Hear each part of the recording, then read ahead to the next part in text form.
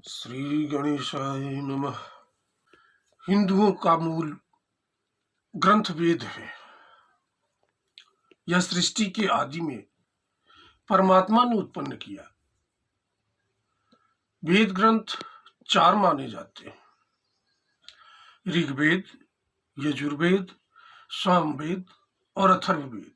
चारों वेद परमात्मा से ही उत्पन्न हुए। इस विषय में ऋग्वेद में ही उल्लेख है: तस्माद्यज्ञात सर्वभूतः ऋचः सामानि यज्ञिरे छंदांसि यज्ञिरे तस्माद् जायत। अर्थात उस परम पूज्य यज्ञ स्वरूप परमात्मा से ही ऋक, साम, अथर्व और यजुर्वेद उत्पन्न हुए।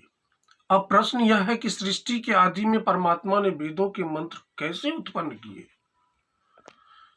बृहदारण्यक उपनिषद में लिखा गया है: अस्य महतो भूतस्य निः स्वसीतमेतद यदग्योदेय यजुर्वेदः सामवेदोऽर्थांगिरस।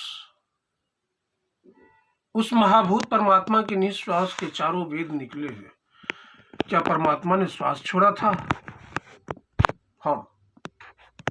किस प्रकार? उसका ज्ञान ही उसका श्वास है।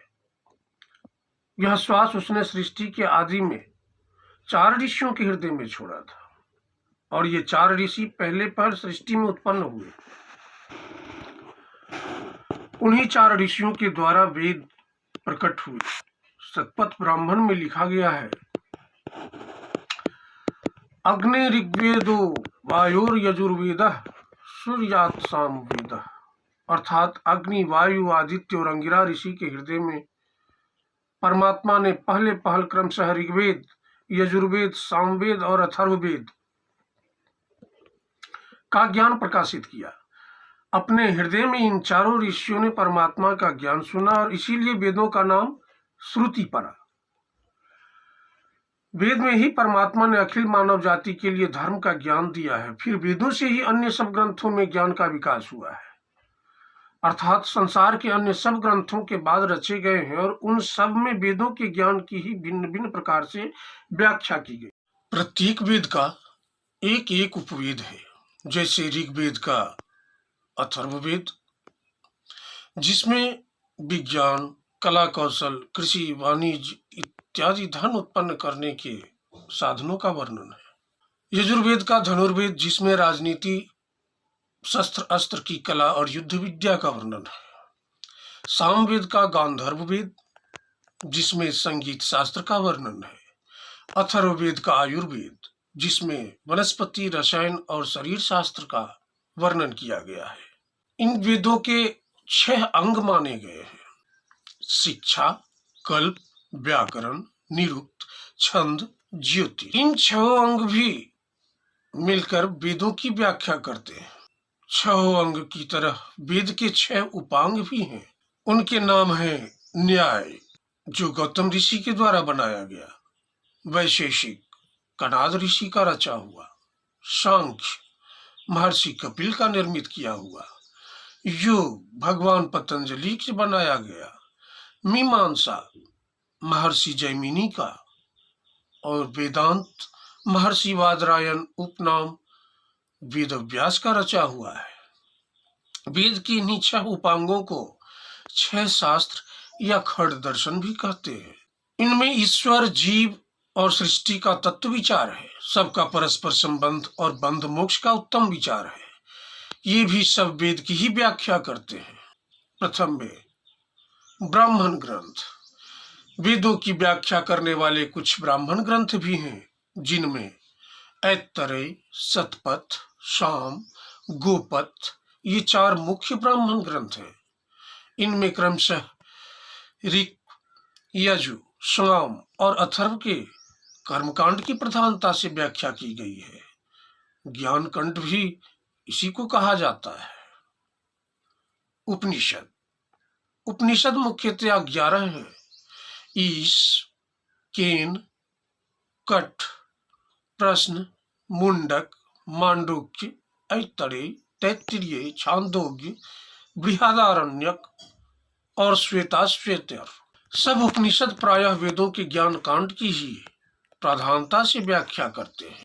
स्मृति ग्रंथ मुख्यतः 18 रचे हुए हैं, जिनमें मनु, याज्ञवल्क्य, अत्रि, विष्णु, हारित, औशनस, अंगिरस, यम, आपस्तव, संवर्त, कात्यायन, बृहस्पति, पराशर, व्यास, शंख, दक्ष, शतातप एवं वशिष्ठ। ये अष्टादश स्मृतियां भिन्न भिन्न ऋषियों की रची हुई उन्हीं के नाम से प्रसिद्ध है। ये वेद के धर्माचार्य की अपने अपने मतानुसार व्याख्या करती है। मनु स्मृति सबसे प्राचीन और सर्वमान्य समझी जाती है। पुराण ग्रंथ भी मुख्यतः 18 हैं। उनके नाम इस प्रकार हैं: ब्रह्म, पद्म, विष्णु, शिव, भागवत, नारद, मार्कंडेय, अग्नि, भविष्य, ब्रह्मवैवर्त, लिंग, वराह, स्कंद, वामन, कूर्म, मत्स्य, गरुड़ और ब्रह्मांड पुराण। सब पुराण प्रायः व्यास जी के रचे हुए माने जाते हैं। इनमें विशेषकर इतिहास का वर्णन और देवताओं की स्तुति है। बीच बीच में वेदों के ज्ञान, कर्म और उपासना कांड की व्याख्या भी मौजूद है। काव्य हिंदू धर्म के 2 बहुत बड़े महाकाव्य हैं, एक रामायण और दूसरा महाभारत। रामायण ब्रह्मर्षि वाल्मीकि और महाभारत ब्रह्मर्षि व्यास का रचा हुआ है।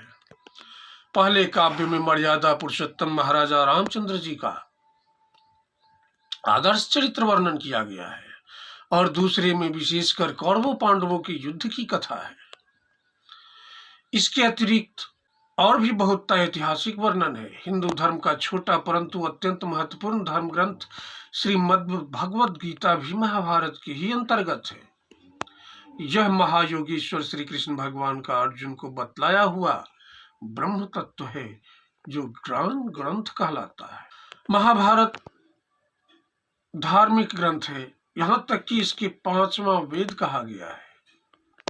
इस ग्रंथ में नीति और धर्म का सब तत्व बड़ी ही सहजता से अपने प्रसंगों के निमित्त से बतला दिए गए हैं। भारते सर्ववेदार्थो भारतार्थश्च कृतस्नः गीतायामस्ति तेनेयं सर्वशास्त्रमयी मता।